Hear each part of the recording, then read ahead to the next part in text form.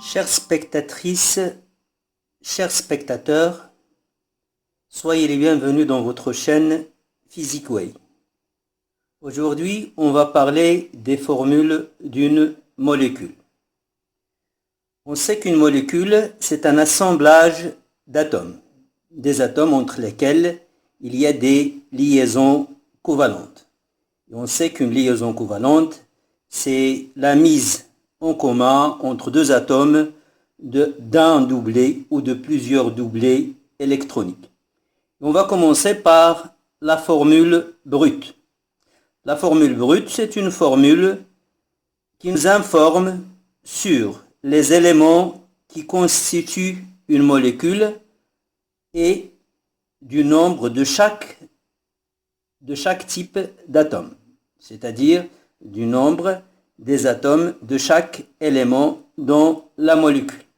Exemple, dans la molécule A, C5H12, ça veut dire qu'elle est formée de 5 atomes de carbone et de 12 atomes d'hydrogène. La molécule B est formée de 4 atomes de carbone, de 6 atomes d'hydrogène et de 2 atomes d'oxygène. La molécule C est formée de 6 atomes de carbone et de 6 atomes d'hydrogène et de 6 atomes de chlore. Mais ces informations sont maigres. Donc, on fait recours à une autre formule qu'on appelle la formule développée.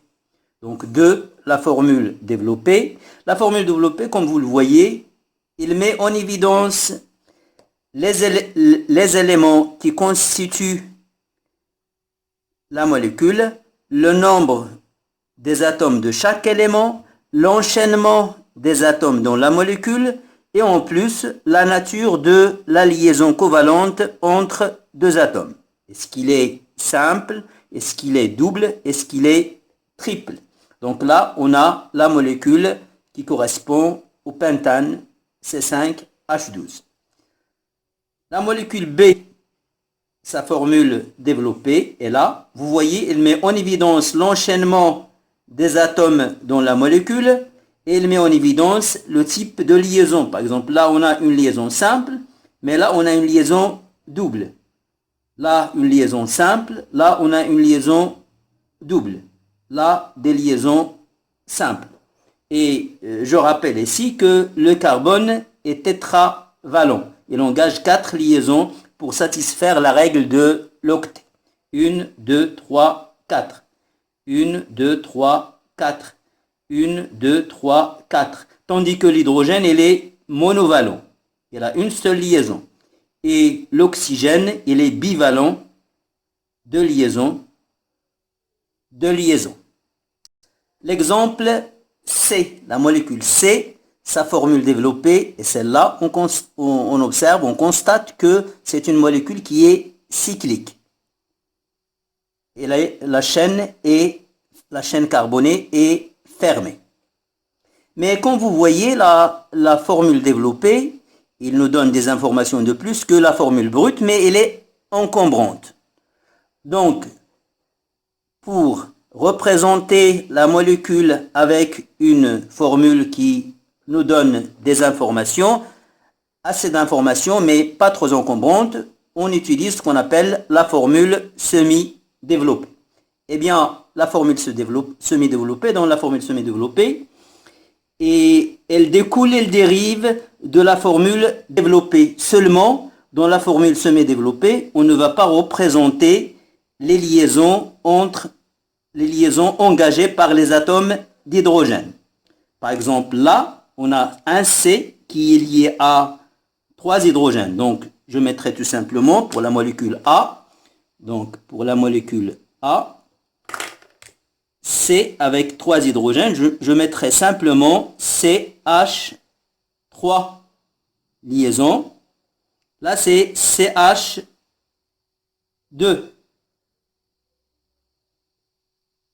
Là, CH2. Là aussi, CH2. 2 et à l'extrémité CH3.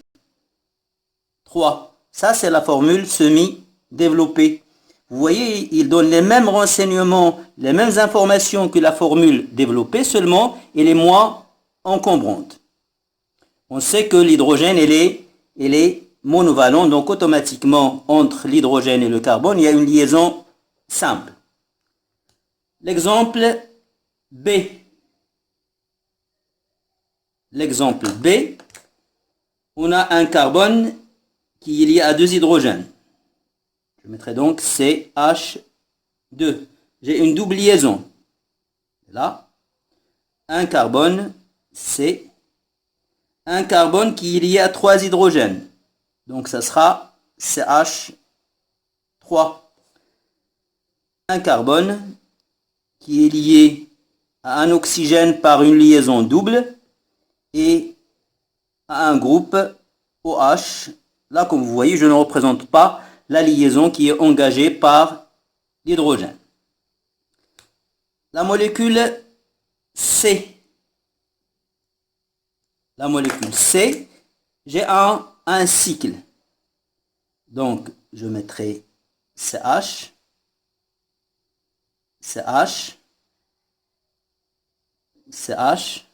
Chaque atome est lié à chaque atome de carbone est lié à un atome d'hydrogène, en plus de l'atome de chlore. CH. Comme vous voyez, on ne représente pas la liaison engagée par les atomes d'hydrogène. Et on a un atome de chlore, un atome de chlore, un atome de chlore, un autre atome de chlore, Cl et Cl. Quatrièmement, une autre représentation des molécules, un autre type de formule, c'est ce qu'on appelle la formule topologique ou encore l'écriture topologique. Donc 4.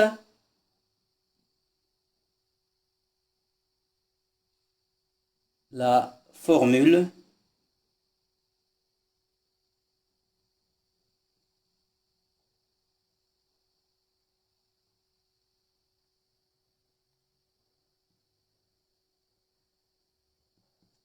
topologique. Eh bien, la formule topologique, c'est une formule qui est encore moins encombrante que la formule semi-développée. Dans la formule topologique, on ne représente pas les atomes de carbone et on ne représente pas les atomes d'hydrogène liés aux atomes de carbone. Et chaque liaison entre deux carbones est représentée par un segment. Ainsi, cette molécule, il y a une liaison CC, 2, 3, 4 liaisons CC qui seront représentées par des segments en zigzag en forme de ligne brisée. Donc on a une liaison CC, voilà, une deuxième liaison CC, après une troisième, après une quatrième. À l'extrémité de chaque segment, on a un carbone qui n'est pas représenté, ainsi que les hydrogènes qui sont liés à ce carbone. Par exemple, ici, le carbone il est lié au carbone suivant. Or, le carbone il est tétravalent, donc il lui faut encore 3 liaisons qu'il engage avec 3 hydrogènes. Donc là, on peut deviner que là, on a CH3. Là, on a 2 liaisons avec d'autres carbones, donc il lui manque 2 liaisons pour compléter 4 liaisons. Donc, il est lié à 2 hydrogènes. Donc, automatiquement, là, on a CH2, etc. Donc là, c'est la molécule, c'est la formule topologique de la molécule A. Pour la molécule B, la molécule B, il y a une liaison CC, 2 liaisons CC et il y a une ramification. Donc je représente d'abord celle-là et celle-là. Ça donnera cette formule. Celle-là, elle est double. Voilà. Et là, on a une liaison CC. Voilà. Et ce carbone, il est lié à un oxygène par une double liaison, ce carbone-là. Donc là, je mettrai une double liaison O. Et là, une liaison OH. Voilà. Et on a la formule topologique. Vous voyez que dans la formule topologique, on ne représente pas les atomes de carbone. On ne représente pas les atomes d'hydrogène qui sont liés aux atomes de carbone. Par contre, si on a un atome autre que l'hydrogène ou l'oxygène, autre que l'hydrogène ou le carbone, il faut le représenter. On l'appelle un hétéroatome. Donc l'atome d'oxygène, il faut le signaler. Là aussi, l'atome d'oxygène, il faut le représenter, ainsi que l'hydrogène qui est lié à l'oxygène. Donc, la molécule C. La molécule C, comme vous voyez, il y a un cycle d'atomes de carbone. Et chaque carbone est lié à H. Donc ces atomes de carbone, ces atomes d'hydrogène qui sont liés au carbone, je ne vais pas les représenter.